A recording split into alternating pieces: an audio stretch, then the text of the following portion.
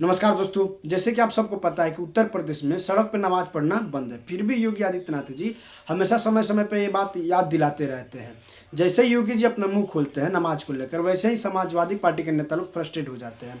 इसका उदाहरण आप लोग स्वयं देख लीजिए, अंत तक जरूर देखिएगा, बहुत मजा आएगा। बीजेपी को लगने लगा है कि अब उत्तर प्रदेश की जनता और देश की जनता समझ गई है, अब इनके बहकावे में बात पे नहीं आने वाली है। इसीलिए उन्हें लगा कि उत्तर प्रदेश के अंदर में बीजेपी ने कोई काम तो किया नहीं, क्योंकि इतने बड़े मुद्दे हैं, नीट से बड़ा मुद्दा तो नहीं हो सकता ना। एक बच्चे ने सुसाइड भी किया है, और चित्रा जी आप जानते हैं, एक बच्चे की जब मौत होती है पूरा परिवार, पूरा गांव, पूरा शहर उजड़ जाता है, मातम में डूब जाता है। बच्चे की कोई बात नहीं कर रहा है। महंगाई इतनी तेज हो गई है, इतनी महंगाई बढ़ी है, 3 रुपया डीजल पेट्रोल पंप पे बढ़ा दिए गए, पेट्रोल पे बढ़ा दिए गए, और सीएनजी पे 2 रुपया बढ़े थे, कल फिर 1 रुपया बढ़ा दिया गया। महंगाई की मार से लोगों की तबीयत खराब हो गई है, दिमाग काम नहीं कर रहा है, लोग परेशान हैं। उस पर कोई बात नहीं, विकास की कोई चर्चा नहीं। चर्चा किस भी जो 10 साल पहले शुरुआत की थी, लगा वो फार्मूला कामयाब हो जाएगा, उस फार्मूले पे दोबारा चलते हैं, लेकिन भूल गए, 10 साल गुजर गए, फार्मूला भी अब फेल हो जाएगा, पुराना हो गया। अगर कुछ अच्छी बात करे भारतीय जनता पार्टी तो जनता सुनने को तैयार, अब जनता कहां सुन रही है। आप देखिए मजबूरी किस किस की है। मजबूरी चित्रा जी की भी है कि डिबेट करानी पड़ रही है इसके ऊपर में, मजबूरी सबकी है कि हम बैठ के इस पे डिबेट भी कर रहे हैं, मजबूरी देश की भी देखिए, सुन भी रही है देश। आपकी कौन सी मजबूरी है? मजबूरी है भैया, आपकी कौन सी मजबूरी है? हाँ, अनुराग भदौरे जी, पिछले 15 दिनों से महंगाई और नीट को लेकर हम लोगों ने लगातार डिबेट की है, जिस पर आपका भी पार्टिसिपेशन बहुत बढ़ चढ़ कर रहा है। अनुराग भदौरे जी, अब मेरा ये सवाल है, अगर योगी आदित्यनाथ कह रहे हैं सड़क चलने के लिए है, नमाज पढ़ने के लिए नहीं है, तो योगी के बयान में क्या गड़बड़ है? सही बयान दिया है उन्होंने कहा भीड़ ज्यादा है, शिफ्ट में नमाज अदा कर लीजिए। क्या दिक्कत हो गई इसमें? अरे भाई मेरी बात समझ में नहीं आई। वो तो कहते हैं ना कि कहीं कुछ है ही नहीं, हो कह रहे हम आपको नसीहत दे रहे हैं। हाँ। कहाँ नमाज पढ़ी जा रही, जरा हमें दिखा दीजिए आप। हाँ। कहीं दिखा दीजिए ना। तो वो तो रोक लगा दी ना उन्होंने, वो तो रोक लगा दी। मैंने बिन मौसम नहीं वो तो रोक लगा दी है, बकरीद आने वाला है, उसके पहले वो बता रहे हैं। जब रोक ही लगा दिए तो अरे भाई, जब रोक ही लग गई है तो पहले ऐसे हालात नहीं पैदा हो जाए, आप ही बोलो ना बीजेपी की तरफ से काय हमें।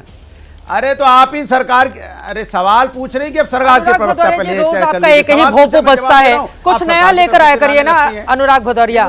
रोज एक ही भोंपू लेकर बैठ जाते हैं, रोज वही भोंपू मेरे ऊपर टारगेट करना है। कुछ नया लेकर आइए अपनी जिंदगी में अनुराग भदौरिया, रोज वही भोंपू चित्रा त्रिपाठी को टारगेट करने का बंद कर दीजिए। नया बता, नया बताइए, नया एक ही भोंपू नहीं, नहीं नया बता रहा हूँ, नया एक, हाँ नया एक आज आप, हाँ अच्छा आज बीजेपी के प्रवक्ता नहीं है, आज आप सरकार की प्रवक्ता बन गई हैं, ये नया है आज। अब मुझे बोलने दीजिए। सवाल ये है कि आपने कहा कि इस पर रोक लगा दी, जब रोक ही लगी तो फिर दोबारा बार बार बोलने की क्या जरूरत है? इसके मतलब आपके मन में आशंका है, आपके मन में चिंता है, क्योंकि आप हार रहे हो। आपको पता है कि आपने कोई काम नहीं किया उत्तर प्रदेश के अंदर में। आपको पता है यहाँ कोई यूनिवर्सिटी जो बनाने की बातें की थी आपने कि हम बनाएंगे, नहीं बनी है। मेडिकल कॉलेज बनाने की बात हुई थी, नहीं बनी है। इंफ्रास्ट्रक्चर बनाने की बात हुई थी, नहीं बनी है। इंडस्ट्री लगाने की बात हुई थी, नहीं हुई है। और तो और महंगाई तो कमर तोड़ रही, तो आपको पता है इसमें बोलना क्या है? ठीक है, अजय आलोक जिस पर आप जवाब दीजिए, फिर मैं बाकी मेहमानों के पास जाऊंगी। चित्रा जी, तो कहीं ना कोई गड़बड़ी है जो बिन मौसम बारिश हो रही है। अरे पहले अजय आलोक बिना डीजल के इंजन को बकबक करने से रोकिए। एक ही बात रोज दिन बोलते हैं।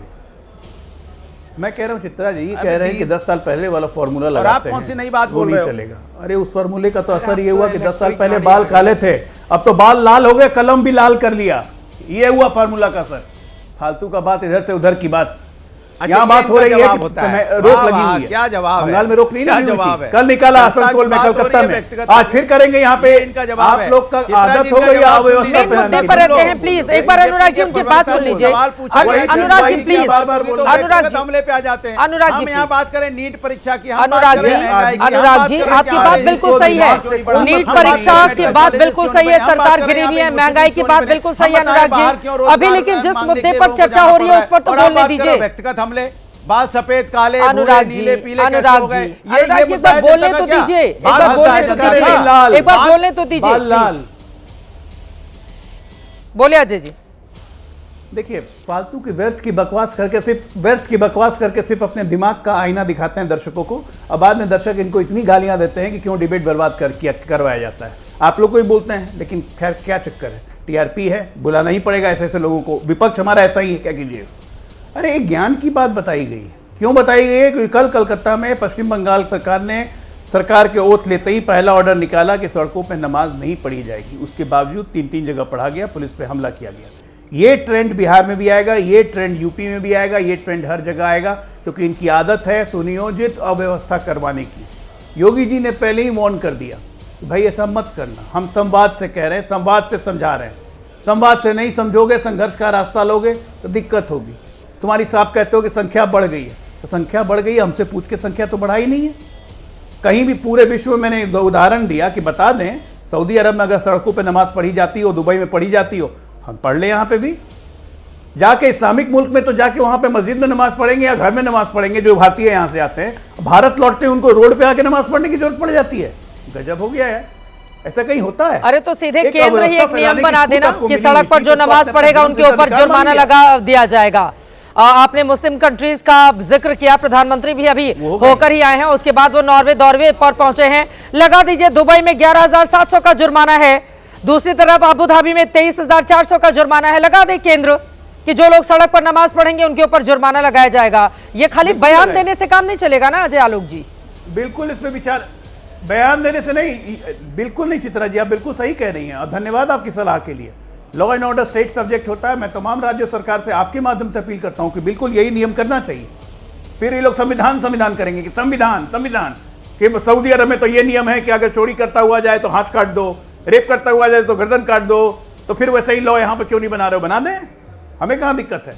अरे हम कह रहे हैं जो व्यवस्था आपके लिए वही व्यवस्था सबके लिए। ये एक आदमी उदाहरण दे रहे हैं बाबा धाम का कांवड़ लेके, हर जुम्मे को कांवड़ लेके जाता है कोई, हर जुम्मे कांवड़ लेके जाता है। अरे तो फिर बना दीजिए। एक बार अनुराग जी की बात हो जाए, फिर मौलाना साहब अंसारी साहब जी के विशाल मिश्रा जी के पास आए। एक बार जल्दी से अनुराग के पास आए। एक बार अनुराग भदौरिया की बात चाहते हैं, बना दीजिए। अनुराग भदौरिया जी बोलिए 10 सेकंड, फिर मैं आपके पास आप बनाइए। मैं अनुराग जी की बात सुनिए। इनकी बात से ये पता चला, एक मिनट बोल लूं मैं, एक मिनट बात पूरी कर लूं। बोलिए। इनकी बात से ये पता चला, अभी पश्चिम बंगाल के बुलडोजर पे चले गए तो इनकी बात का लबोलबाब पता है क्या है? कि विकास का पहिया थम गया है, विनाश का पहिया ब्रैकेट में बुलडोजर तेजी से दौड़ रहा है। सरकारें भूल जाती हैं मलबे पर कभी कानून का राज नहीं खड़ा हो सकता। न्यायपालिका को आप कार्यपालिका हरा कुर्ता का विकास पता भी है, कभी नहीं खड़ा हो सकता। आप मलबे पर कानून का राज खड़ा करना चाहते हैं। आप सुनो, मेरी बात सुन लीजिए। लाल लाल कलम रंग के घूमो, यही विकास लॉ चलता है, रूल ऑफ बुलडोजर नहीं चलेगा। देश में रूल ऑफ लॉ है, बुलडोजर नहीं चलेगा। सुन लीजिए, लाल बाल कर लो कल से, मालिक खुश हो जाएंगे। कार्यपालिका कभी न्यायपालिका नहीं लाल बाल करके आया करो। कहां जा रहे हैं हम लोग, किस मुद्दे पर हम लोग डिबेट कर रहे हैं? बड़ी दिक्कत हो गई है। अनुराग जी को चैट जीपीटी फ्रीक्वेंटली चलाने के आ गया, रोज लंबी सी कविता लेकर आ जाते हैं।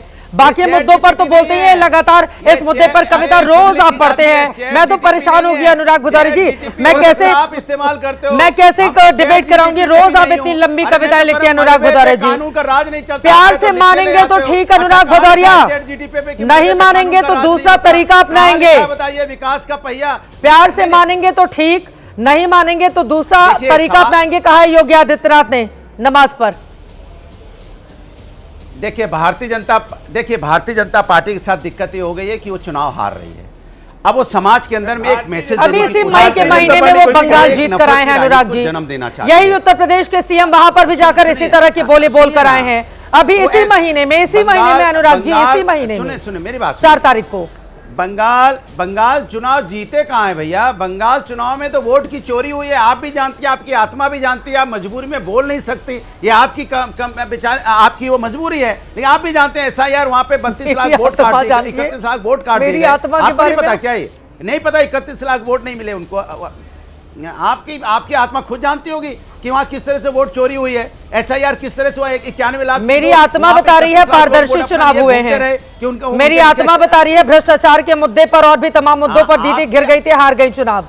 मेरी आत्मा बता रही है कि आप पारदर्शी चुनाव हुआ था, इसीलिए समाजवादी पार्टी नंबर 1 पार्टी बन गई 2024 के चुनाव में। तो मेरी आत्मा पर मत जाइए, मुद्दे पर आते हैं। विशाल मिश्रा, आत्मा एक सेकंड एक सेकंड, आत्मा एक सेकंड, आत्मा परमात्मा होती है, आत्मा का समय बर्बाद करती आप है झूठ बोल रहे हो, लेकिन आपकी आत्मा झूठ नहीं बोलेगी। हरा कुत्ता के साथ इतना समय क्यों बर्बाद बोल रहे हो? आत्मा नहीं बोलेगी आपकी, क्योंकि आत्मा हमेशा सही बोलती है। आत्मा जानती है कि वहाँ वोट की चोरी हो रही है। ठीक है, ये आत्मा की बात करने वाले आजकल परमात्मा का भी बड़ा सहारा। खत्म, bye bye, tata, good bye.